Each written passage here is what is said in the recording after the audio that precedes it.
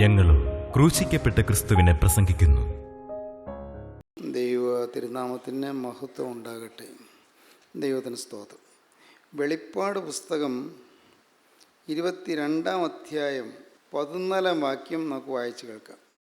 ജീവന്റെ വൃക്ഷത്തിൽ തങ്ങൾക്ക് അധികാരമുണ്ടാകേണ്ടതിനും ഗോപുരങ്ങളിൽ കൂടി നഗരത്തിൽ കടക്കേണ്ടതിനും തങ്ങളുടെ വസ്ത്രം അലക്കുന്നവർ ഭാഗ്യവാന്മാർ. നായ്ക്കളും ക്ഷുദ്രക്കാരും ദുർനടപ്പുകാരും കൊലപാതകന്മാരും ബിംബാരികത ആരാധികളും ബോഷ്കിൽ പ്രിയപ്പെടുകയും അതിനെ പ്രവർത്തിക്കുകയും ചെയ്യുന്ന ഏവനും പുറത്തു തന്നെ. ദൈവത്തിന് സ്തോത്രം. ജീവൻ്റെ വൃക്ഷത്തിൽ തങ്ങൾക്ക് അധികാരം ഉണ്ടാകേണ്ടതിനും ഗോപുരങ്ങളിൽ കൂടി നഗരത്തിൽ കടക്കേണ്ടതിനും തങ്ങളുടെ വസ്ത്രം അലക്കുന്നവർ ഭാഗ്യവാന്മാർ. നായ്ക്കളും ക്ഷുദ്രക്കാരും ദുർനടപ്പുകാരും കൊലപാതകന്മാരും ബിംബാരാധികളും ഭോഷ്കിൽ പ്രിയപ്പെടുകയും അതിനെ പ്രവർത്തിക്കുകയും ചെയ്യുന്ന ഏവനും പുറത്തു തന്നെ. നിത്യ സ്വർഗീയ നഗരത്തിൽ ആരാണ് പ്രവേശിക്കുന്നത്? നിത്യ സ്വർഗീയ നഗരത്തിൽ ആരാണ് വാഴുന്നത്? എല്ലാവരും അവിടെ എത്തുകയില്ല, എല്ലാവരും അവിടെ ചെല്ലുകയില്ല. ഇന്ന് നിത്യത എന്ന് പറയുന്നത് പലർക്കും ഒരു ചിന്താവിഷയം പോലുമല്ല. നിത്യത അങ്ങനെയൊന്നുണ്ട് എന്ന് പോലും പലരും ചിന്തിക്കാറില്ല. മരണശേഷമുള്ള നിത്യത എന്നതിനെക്കുറിച്ച് പലർക്കും അത് ഒരു കടങ്കഥ പോലെയൊക്കെയേ തോന്നുന്നുള്ളൂ. ഏതോ ഭാവന പോലെയോ ഒരു പകൽ കിനാവ് പോലെയൊക്കെയേ തോന്നുന്നുള്ളൂ. നിത്യത ഒരു യാഥാർത്ഥ്യമാണ് എന്ന് ഇന്ന് അനേകം ആളുകൾ അറിയുന്നില്ല, വിശ്വസിക്കുന്നില്ല. എന്നാൽ സത്യം, നാം ഒരു നാൾ മരിക്കും. മരിച്ചതിന് ശേഷം ഒരു നിത്യ യുഗത്തിലേക്ക് പ്രവേശിക്കും, നിത്യതയിലേക്ക് പ്രവേശിക്കും. നിത്യതയ്ക്ക് അറുതിയില്ല, അന്തമില്ല, അവസാനമില്ല. നിത്യത അങ്ങ് അന്തമില്ലാത്ത കാലമാണത്. ഇവിടെ നമ്മുടെ ആയുഷ്കാലത്തിന് ഒരു പരിധിയുണ്ട്. ഒരുപക്ഷെ 70 80 അതല്ലെങ്കിൽ കുറച്ചുകൂടി കൂടുതൽ, വന്നാൽ 100 വയസ്സ് വരെ എന്ന് പറയട്ടെ. ഇതൊക്കെയുള്ളൂ ഒരു 100 കൊല്ലം. അതുതന്നെ അപൂർവമാണ്. ഒരു 100 ഒരുപക്ഷെ അതിനോട് അല്പം കൂടി കൂടുതലായിക്കൊള്ളട്ടെ. ഇതിൽ കൂടുതലൊന്നും നമ്മുടെ ഭൂമിയിൽ ആയുഷ്കാലമില്ല. എന്നാൽ നിത്യത എന്നത് ഒരിക്കലും നമുക്ക് ചിന്തിക്കാൻ പറ്റാത്തതിനപ്പുറമുള്ള അനന്തതയാണ്.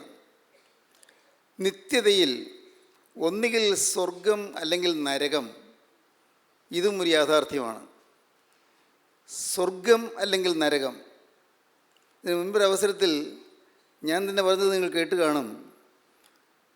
ഡോക്ടർ മോറിസ് റൗലിങ്സ് എന്ന് പറയുന്ന വിശ്രുതനായ ഒരു ഹൃദ്രോഗ വിദഗ്ധൻ, അദ്ദേഹം എഴുതിയ പുസ്തകങ്ങളിൽ അദ്ദേഹം നിത്യതയെക്കുറിച്ച് പറയുന്നുണ്ട്. അദ്ദേഹം പറയുന്നത്, നിത്യതെന്ന് ഒന്നുണ്ട് എന്ന് ഞാൻ വിശ്വസിച്ചിരുന്നില്ല. ആത്മാവിന് നിത്യത എന്നതിനെക്കുറിച്ച് എനിക്ക് ചിന്തയുണ്ടായിരുന്നില്ല. മരണശേഷം എല്ലാം തീർന്നു എന്നാണ് ഞാൻ വിചാരിച്ചിരുന്നത്. അനേകം രോഗികളെ ഞാൻ ചികിത്സിക്കാറുണ്ട്. ഹാർട്ട് അറ്റാക്ക് വന്നവർ, ബ്രെയിൻ സ്ട്രോക്ക് വന്നവർ, പെട്ടെന്ന് മസ്തിഷ്കാഘാതം വന്നവർ, ഇങ്ങനെ അനേകം രോഗികൾ വരാറുണ്ട്. എൻ്റെ ക്ലിനിക്കിൽ അനേകർ വരാറുണ്ട്, അവർ ചികിത്സിക്കാറുണ്ട്. ചിലർ റിസസിറ്റേഷൻ കൊടുത്തു കഴിയുമ്പോൾ, കൃത്രിമ ശ്വാസോച്ഛ്വാസം കൊടുത്തു കഴിയുമ്പോൾ ചിലർ ജീവൻ പ്രാപിച്ചിട്ടുമുണ്ട്. പക്ഷെ ഞാൻ ഈ നിത്യത എന്നതിനെക്കുറിച്ച് ഞാൻ വിചാരിച്ചിരുന്നില്ല.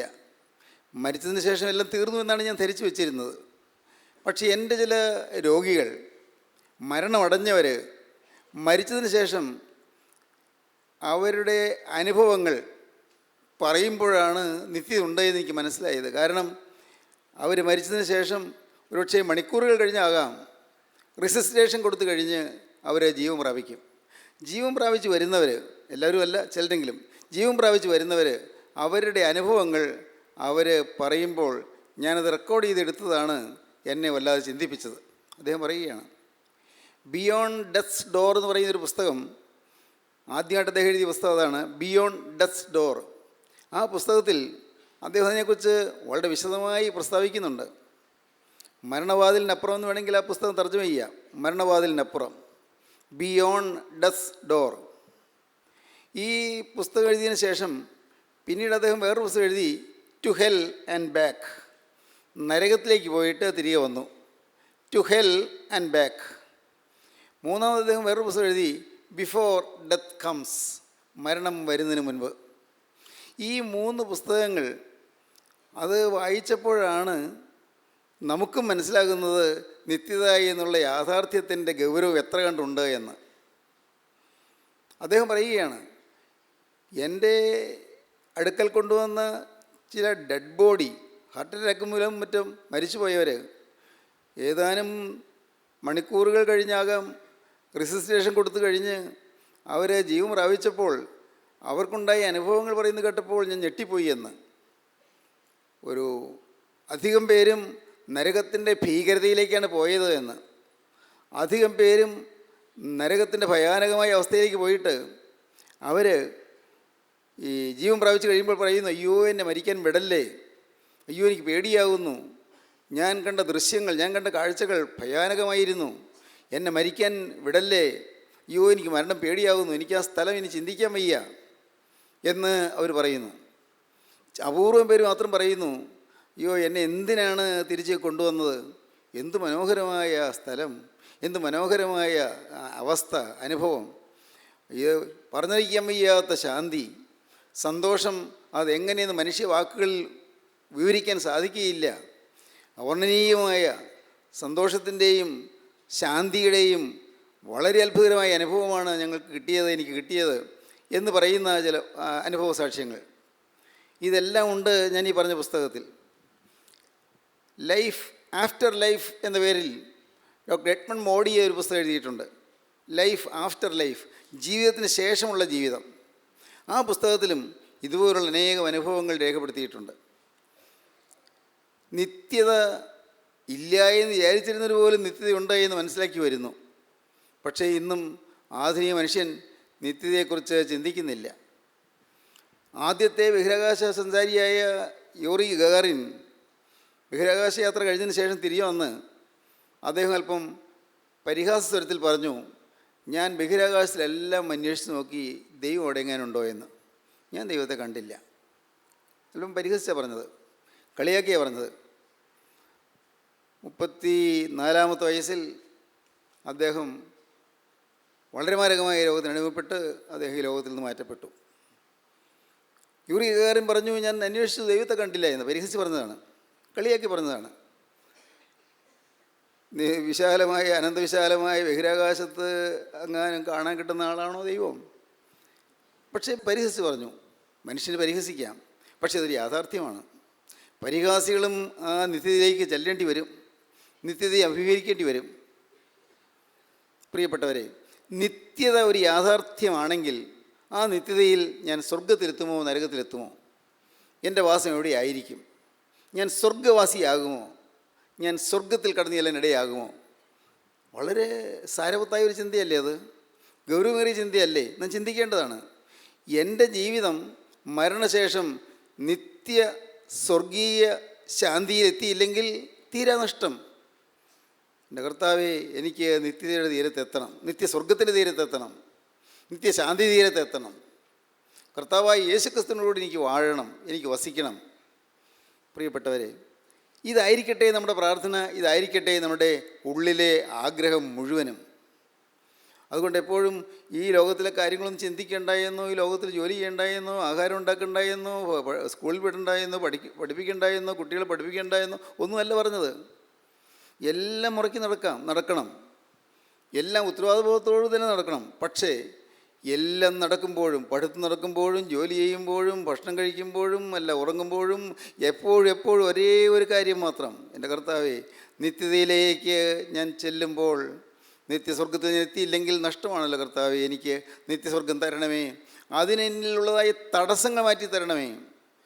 ക്രിസ്തു എൻ്റെ ഉള്ളിലുണ്ടെങ്കിൽ ക്രിസ്തു ഉള്ളിടത്ത് ഞാൻ ചെല്ലും, ഉറപ്പ്. അതുകൊണ്ട് ഇന്ന് ഈ ഭൂമിയിൽ ഞാൻ ജീവിച്ചിരിക്കുമ്പോൾ യേശു ക്രിസ്തു എൻ്റെ ഹൃദയത്തിൽ വരണമേ, ക്രിസ്തു എൻ്റെ ഹൃദയത്തിൽ വസിക്കണമേ. ഇതായിരിക്കണം നമ്മുടെ ആഗ്രഹവും നമ്മുടെ വാഞ്ചയും. ക്രിസ്തു എൻ്റെ ഹൃദയത്തിൽ വസിക്കണമേ. യേശു ക്രിസ്തു ഹൃദയത്തിൽ വസിക്കുന്ന മഹാഭാഗ്യം ലഭിച്ചാൽ നമുക്ക് ദൈവരാജ്യത്തിൽ എത്തിച്ചേരാൻ സാധിക്കും. അതിനെക്കുറിച്ചാണ് വേദപുസ്തകത്തിൽ ഒടുവിലത്തെ പുസ്തകത്തിൽ പറയുന്നത്. ജീവൻ്റെ വൃക്ഷത്തിൽ അധികാരം ഉണ്ടാകേണ്ടതിനും ഗോപുരങ്ങളിൽ കൂടി നഗരത്തിൽ കടക്കേണ്ടതിനും തങ്ങളുടെ വസ്ത്രം അലക്കുന്നവർ ഭാഗ്യവാന്മാർ. വസ്ത്രം അലക്കിക്കൊള്ളണം ഇവിടെ വച്ച്. ഈ ഭൂമിയിൽ ജീവനോട്ടിരിക്കുന്ന കാലത്ത് വസ്ത്രം അലക്കണം എന്ന് പറഞ്ഞാൽ നമ്മുടെ ഈ പുറമേയുള്ള വസ്ത്രം അലക്കുന്ന കാര്യമല്ലല്ലോ. നമ്മുടെ ജീവിതം വിശുദ്ധീകരിക്കണം. ഇന്ന് മാനസാന്തരപ്പെട്ട അനേകം ആളുകളുണ്ട്. മാനസാന്തരപ്പെട്ടവർ പറയുന്നത് തീർച്ചയായിട്ടും വേദവാക്യങ്ങളാണ് താനും. പറയും, ഹൃദയം കൊണ്ട് വിശ്വസിക്കുകയും വായി കൊണ്ട് ഏറ്റുപറയുകയും ചെയ്താൽ ഞാൻ രക്ഷിക്കപ്പെട്ടു. ശരിയാണ്, സത്യമാണ്. ഹൃദയം കൊണ്ട് വിശ്വസിക്കുകയും വായി കൊണ്ട് ഏറ്റുപറയുകയും ചെയ്താൽ രക്ഷിക്കപ്പെടും. എന്നാൽ ഹൃദയം കൊണ്ട് വിശ്വസിക്കുക എന്ന് പറഞ്ഞാൽ എന്താണ്? വിശ്വാസത്തിൻ്റെ പിന്നാലെ വിശ്വാസത്തിൻ്റെ ലക്ഷണമായ പ്രവൃത്തി ഉണ്ടാകും. വിശ്വാസം നിർജീവമായി പോകും പ്രവൃത്തിയില്ലെങ്കിൽ. യാക്കോബ് പറയുന്നതിനെക്കുറിച്ച് നിർജീവമായി വിശ്വാസം. ഞാൻ വിശ്വസിക്കുന്നു പറഞ്ഞാൽ എൻ്റെ ജീവിതത്തിൽ വിശ്വാസം ഉണ്ടെങ്കിൽ അതിനനുസൃതമായ ഒരു പ്രവൃത്തി എന്നിലുണ്ടാകും. ഞാൻ വിശ്വസിക്കുന്നു പറഞ്ഞിട്ട് പ്രയോജനമില്ല. എൻ്റെ ജീവിതത്തിൽ മാറ്റമുണ്ടാകും, എൻ്റെ സ്വഭാവത്തിൽ മാറ്റമുണ്ടാകും, എൻ്റെ ജീവിതത്തിലെ തിന്മകൾ മാറിപ്പോകും. എൻ്റെ ജീവിതത്തിൽ തിന്മകൾ മാറുകയും നന്മ എന്നിൽ മൂലീകൃതമായി വരികയും ചെയ്യും, നന്മ എന്നിൽ മുട്ടിടുകയും ചെയ്യും. എൻ്റെ ജീവിതത്തിൽ നന്മ വളരാൻ തുടങ്ങും. തിന്മയെ മാറ്റി നിർത്തി നന്മയെ ഹൃദയത്തിലേക്ക് ആവാഹിച്ചെടുക്കും. അതാണ് ആത്മീയമായ അനുഭവം എന്ന് പറയുന്നത്. നമ്മുടെ ജീവിതത്തിൽ നാം വിശ്വസിച്ചു എന്ന് പറഞ്ഞാൽ പോരാ. അതിന് വിശ്വസിക്കുക, ഏറ്റുപറയുക, രക്ഷിക്കപ്പെടുമെന്ന് പറയുന്നുണ്ടല്ലോ. അതിനെക്കുറിച്ച് ജോൺ വെസ്ലി പറയുന്നത് ചീപ്പ് ഗ്രേസ് എന്നാണ്. ചീപ്പ് ഗ്രേസ്, വില കുറഞ്ഞ കൃപ. ദൈവത്തിൻ്റെ കൃപ സൗജന്യമാണ്, പക്ഷേ ദൈവം തരുന്ന രക്ഷ വിലയേറിയതാണ്, വളരെ വിലയേറിയതാണ്. ദൈവം തരുന്ന രക്ഷിക്കപ്പെടുക എന്ന് പറയുന്നത് വളരെ വിലപ്പെട്ട കാര്യമാണ്, വിലയേറിയ കാര്യമാണ്. ഒരു മനുഷ്യൻ സർവ്വലോകവും നേടിയിട്ടും അവൻ്റെ ആത്മാവിനെ നഷ്ടപ്പെടുത്തിയാൽ എന്ത് പ്രയോജനം? ആത്മാവ് നഷ്ടപ്പെട്ടു, എല്ലാം ലോകം മുഴുവൻ നേടി, എന്ത് പ്രയോജനം? ഒരു മനുഷ്യൻ സർവ്വലോകവും നേടിയിട്ടും അവൻ്റെ ആത്മാവിനെ നഷ്ടപ്പെടുത്തിയാൽ അവൻ എന്ത് പ്രയോജനം? എല്ലാം നേടി, ഉയർന്ന വിദ്യാഭ്യാസം നേടി, ഉയർന്ന ഡിഗ്രികൾ നേടി, വിജ്ഞാനത്തിൻ്റെ അതിഥ്യകയിൽ കയറി, വിജ്ഞാന മേഖലകളിൽ വളരെ ഉയർന്ന തലങ്ങളിൽ ജീവിച്ചു. ശരി, എല്ലാം ഉണ്ട്, സ്വത്തുണ്ട്, സൗകര്യങ്ങളുണ്ട്, നല്ല വീടുണ്ട്, ചുറ്റുപാടുകളുണ്ട്, ബന്ധുമിത്രാദികളുണ്ട്, എല്ലാം ഉണ്ട്. പക്ഷേ ആത്മാവ് ദൈവരാജ്യത്തിൽ എത്തിയില്ലെങ്കിൽ തീരാ നഷ്ടം. അതാണ് പറഞ്ഞു, ഒരു മനുഷ്യൻ സർവ്വലോകം നേടിയിട്ടും അവൻ്റെ ആത്മാവിനെ നഷ്ടപ്പെടുത്തിയാൽ അവൻ എന്ത് പ്രയോജനം എന്നാണ് കർത്താവ് പറഞ്ഞത്. എന്ത് പ്രയോജനം? ദൈവത്തിന് സ്തോത്രം. ഗോപുരങ്ങളിൽ കൂടി നഗരത്തിൽ കടക്കണം, ജീവൻ്റെ വൃക്ഷത്തിൽ അധികാരമുണ്ടാകണം. ഒരു നഗരമുണ്ട്, നഗരം വരാൻ പോകുന്നുണ്ട്. ഇന്നത്തെ ഈ പ്രതലങ്ങളെല്ലാം, ഈ ഭൂമിയും ഇതിൽ കാണുന്ന കാര്യങ്ങളും ഈ അന്തരീക്ഷവും എല്ലാം നശിച്ചു പോകും, എല്ലാം നശിക്കും. അത് ശാസ്ത്രജ്ഞന്മാർ തന്നെ പറയുന്നുണ്ടല്ലോ, ഇതെല്ലാം പൊടിഞ്ഞു തീരാൻ എത്ര നേരം വേണം? എല്ലാം തകർന്ന് ഒരു പിടി ചാരം പോലെ എന്നതുപോലെ പറയാൻ ഇതെന്താ, എത്ര കാലമുണ്ട്, എത്ര നേരമുണ്ട്? എല്ലാം തീരും. വിദ്യാഭ്യാസമൊന്നും ഉണ്ടായിരുന്നില്ല അപ്പോസ്തലനായ പൗത്രോസിന്. പക്ഷേ അപ്പോസ്തലനായ പൗത്രോസിന് ജീവൻ്റെ ആത്മാവിൻ്റെ തീജ്വാല ഉണ്ടായിരുന്നു. അതുകൊണ്ട് പത്രോസ്ലീഹ പറഞ്ഞു, ആകാശം കൊടുമുഴക്കത്തോടെ ഒഴിഞ്ഞു പോകും, മൂലപദാർത്ഥങ്ങൾ കത്തി അഴിയുകയും ഭൂമി എന്നുള്ള പണികളും വെന്തു പോവുകയും ചെയ്യും. മൂലപദാർത്ഥം എന്ന് പറഞ്ഞാൽ അപ്പോസ്തലനായ പത്രോസിന് വല്ലതും അറിയാമോ? മുക്കുവ തൊഴിലാളിയായി നടന്ന് ഗലീലാക്കടലിൽ മീൻ പിടിച്ചുകൊണ്ടിരുന്ന പത്രോസിന് എന്തറിയാം?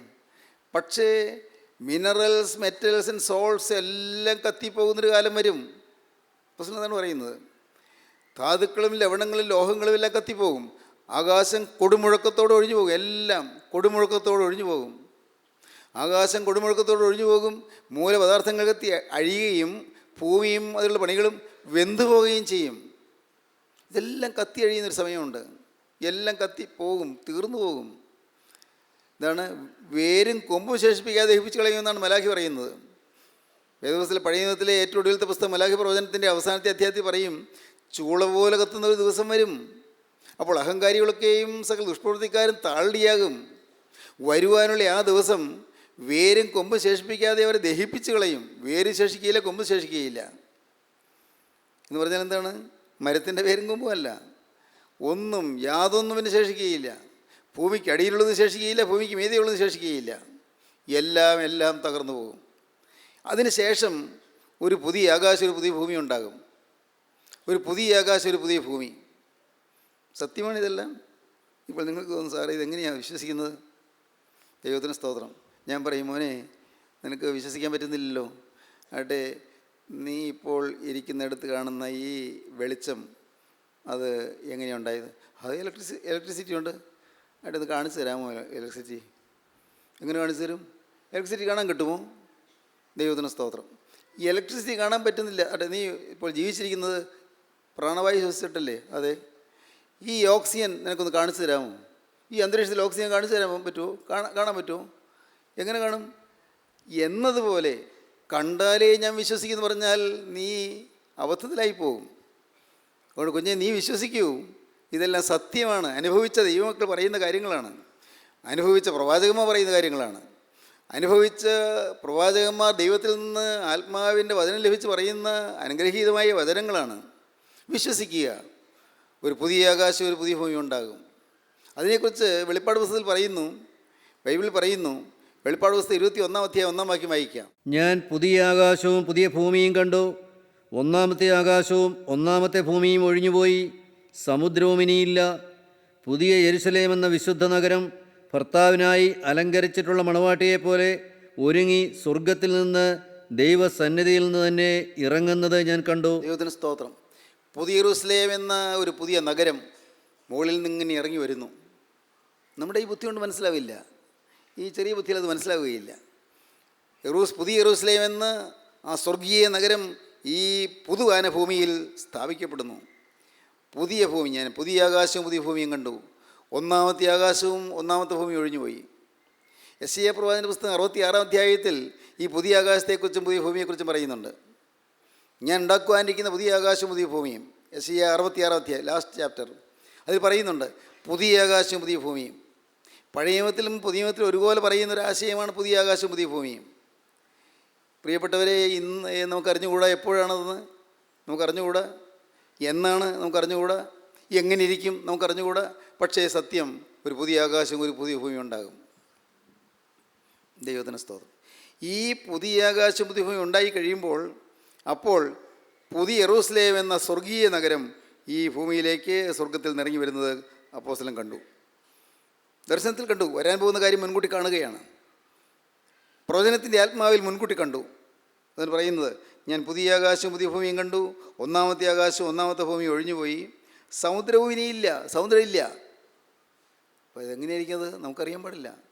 ആ പുതിയ ആകാശത്തിൻ്റെ പുതിയ ഭൂമിയുടെ രൂപം എങ്ങനെയായിരിക്കും? ആർക്കറിയാം? അന്ന് നമുക്കറിയാറാകും. ഈ ഇരിക്കുന്ന നിങ്ങൾക്ക് ഓരോരുത്തർക്കും അറിയാറാകും. കാരണം നാം അന്ന് കർത്താവിനോടുകൂടെ ആയിരിക്കും, യേശു ക്രിസ്തുവിനോടെ ആയിരിക്കുമ്പോൾ ആ പുതിയ യെരൂശലേം എന്ന പുതിയ നഗരം ഇറങ്ങി വരുമ്പോൾ യേശു കൂടെ ഇറങ്ങി വരും. ആ കൂട്ടത്തിൽ നാമവും കൂടെ ഉണ്ടായിരിക്കും. അപ്പോഴാണ് കർത്താവ് പറയുന്നത്, ഇതാ മനുഷ്യരോടുകൂടെ ദൈവത്തിൻ്റെ കൂടാരം. മനുഷ്യരോടുകൂടെ ദൈവം കൂടാരം അടിക്കുന്ന സമയം, ഇതാ മനുഷ്യരോടുകൂടെ ദൈവത്തിൻ്റെ കൂടാരം. അതാണ് നാം തുടർന്ന് വായിക്കുന്നത്. ഞാൻ പുതിയ ആകാശം പുതിയ ഭൂമിയും കണ്ടു. ഒന്നാമത്തെ ആകാശം ഒന്നാമത്തെ ഭൂമി ഒഴിഞ്ഞുപോയി, സമുദ്രവും ഇനിയില്ല. പുതിയ യെരൂശലേം എന്ന വിശുദ്ധ നഗരം ഭർത്താവിനായി അലങ്കരിച്ചിരിച്ചിട്ടുള്ള മണവാട്ടിയെപ്പോലെ ഒരുങ്ങി സ്വർഗത്തിൽ നിന്ന് ദൈവസന്നിധിയിൽ നിന്ന് തന്നെ ഇറങ്ങുന്നത് ഞാൻ കണ്ടു. സിംഹാസനത്തിൽ നിന്ന് ഒരു മഹാശബ്ദം പറയുന്നതായി ഞാൻ കേട്ടത്, ഇതാ മനുഷ്യരോടുകൂടെ ദൈവത്തിൻ്റെ കൂടാരം. ഇതാ മനുഷ്യരോടുകൂടെ ദൈവത്തിൻ്റെ കൂടാരം. അവൻ അവരോടുകൂടെ വസിക്കും, അവർ അവൻ്റെ ജനമായിരിക്കും. ദൈവം താൻ അവരുടെ ദൈവമായി അവരോടുകൂടെ ഇരിക്കും. അവനവരുടെ കണ്ണിൽ നിന്ന് കണ്ണുനീരെല്ലാം തുടച്ചു കളയും. ഇനി മരണം ഉണ്ടാകുകയില്ല, ദുഃഖവും മറുവിളിയും കഷ്ടതയും ഉണ്ടാകുകയില്ല. ഒന്നാമത്തേത് കഴിഞ്ഞുപോയി. സിംഹാസനത്തിലിരിക്കുന്നവൻ, ഇതാ ഞാൻ സകലവും പുതുതാക്കുന്നതിൽ ചെയ്തു. എഴുതുക, ഈ വചനം വിശ്വാസയോഗ്യവും സത്യവുമാകുന്നു എന്നും അവൻ കൽപ്പിച്ചു. ദൈവത്തിന് സ്തോത്രം. ഈ വചനം വിശ്വാസയോഗ്യവും സത്യവുമാകുന്നു. വിശുദ്ധ നഗരം ഇറങ്ങി വരും. ഈ വിശുദ്ധ നഗരത്തിൽ പാർക്കുന്നവർ, ആർക്കാണ് നഗരത്തിലേക്ക് പ്രവേശനമുള്ളത്? ആർക്ക്? എല്ലാവർക്കും ചെല്ലാൻ പ്രവേശനമില്ല. അകത്ത് കിടക്കുന്നവരാര്, പുറത്ത് നിൽക്കുന്നവരാര്? നമുക്ക് വായിക്കുക. അതാണ് 15-ാം വാക്യം, 22-15. നായ്ക്കളും ക്ഷുദ്രക്കാരും ദുർനടപ്പുകാരും കൊലപാതകന്മാരും ബിംബാരാധികളും ബോഷ്കിൽ പ്രിയപ്പെടുകയും അതിനെ പ്രവർത്തിക്കുകയും ചെയ്യുന്ന ഏവനും പുറത്തു തന്നെ. അനേകം പേര് പുറത്തു നിൽക്കും, ഏതാനും പേര് അകത്താകും. പുറത്തു നിൽക്കും ചിലർ, അകത്താകും ചിലർ. ഗോപുരങ്ങളിൽ കൂടി നഗരത്തിൽ കടക്കേണ്ടതിനും ജീവൻ്റെ വൃക്ഷത്തിൽ അധികാരം ഉണ്ടാകേണ്ടതിനും ഗോപുരങ്ങളിൽ കൂടി നഗരത്തിൽ കടക്കേണ്ടതിനും തങ്ങളുടെ വസ്ത്രമലക്കുന്നവർ ഭാഗ്യവാന്മാർ. നായ്ക്കളും ക്ഷുദ്രക്കാരും ദുർനടപ്പുകാരും കൊലപാതകന്മാരും ബിംബാരാധികളും ഭോഷ്കിൽ പ്രിയപ്പെടുകയും അതിനെ പ്രവർത്തിക്കുകയും ചെയ്യുന്ന ഏവനും പുറത്തു തന്നെ. വ്യക്തമായിട്ടാണ് പറയുന്നത്. ഒടുവിലത്തെ പുസ്തകത്തിൻ്റെ ഒടുവിലത്തെ അധ്യായത്തിൽ പറയുകയാണ്, ഈ ബൈബിളിലെ ഒടുവിലത്തെ അധ്യായത്തിൽ പറയുകയാണ്, ആരെല്ലാം അകത്ത് ആരെല്ലാം പുറത്ത്. ഇത് കേട്ടുകൊണ്ട് നമുക്ക് ചില കാര്യങ്ങൾ തീരുമാനിക്കേണ്ടിയിരിക്കുന്നു. വളരെ ഗൗരവമേറിയ കാര്യമാണ്. ഇവിടെ വെച്ച് വസ്ത്രം അലക്കാൻ കിട്ടുന്ന സമയം നാം നഷ്ടപ്പെടുത്തി കളയരുത്. ഇന്ന് ജീവിത വസ്ത്രം അലക്കേണ്ട ദിവസമാണ്. ഇന്ന് ജീവിത വസ്ത്രം അലക്കുവാൻ നമുക്ക് തന്നിരിക്കുന്ന അവസരമാണ്. ഇപ്പോഴാകുന്ന സുപ്രസാദകാലം, ഇപ്പോൾ തന്നെ രക്ഷാ ദിവസമെന്ന് അപ്പോസ്തലൻ പറഞ്ഞു. ഇപ്പോഴാകും സുപ്രസാദകാലം. പ്രവാചകൻ പറഞ്ഞത് അപ്പോസ്തലൻ ആവർത്തിച്ച് പറഞ്ഞതാണ്.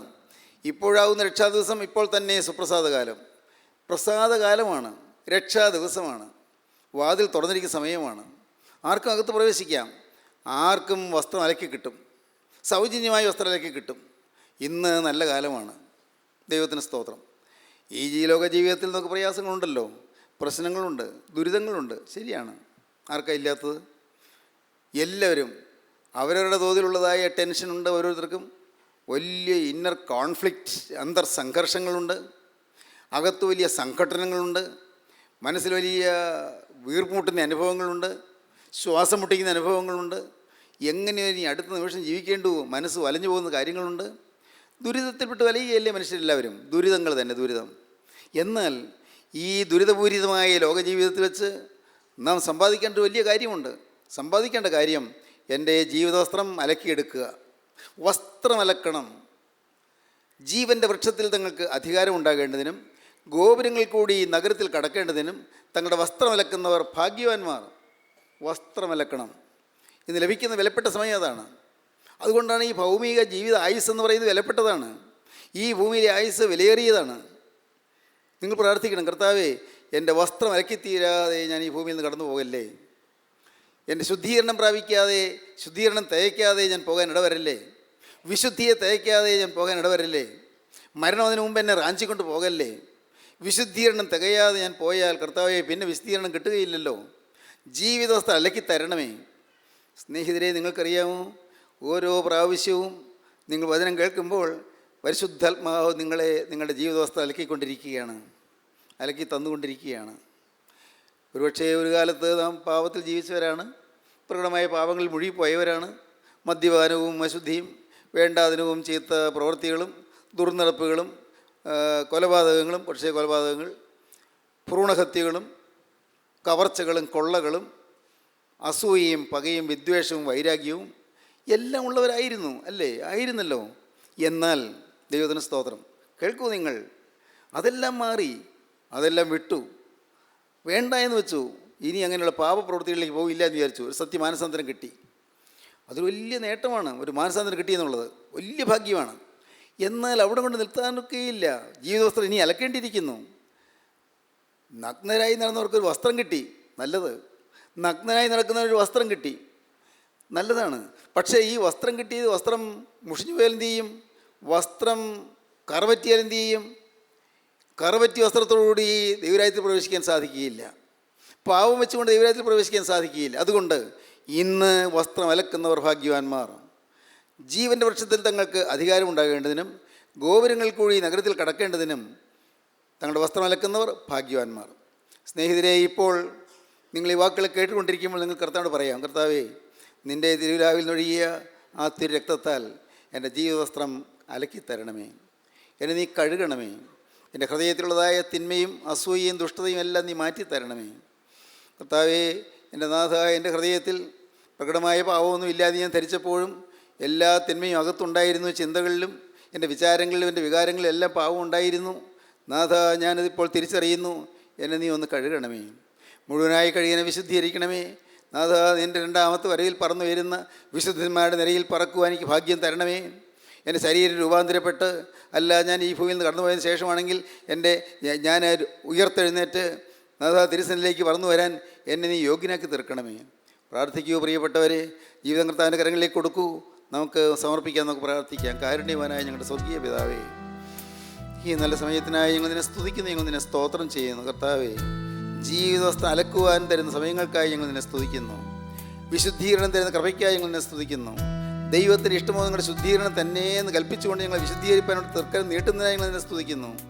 വചനം കേട്ടെല്ലാവരെയും അനുഗ്രഹിക്കണമേ. എൻ്റെ കർത്താവിൻ്റെ രണ്ടാമത്തെ വരയിൽ പറന്നു വരുന്ന വിശുദ്ധന്മാരുടെ നിലയിൽ നിൽപ്പാൻ എല്ലാവരെയും യോഗ്യരാക്കി തീർക്കണമേ. കർത്താവെ തിരുനാമം മഹത്വപ്പെടുത്തണമേ.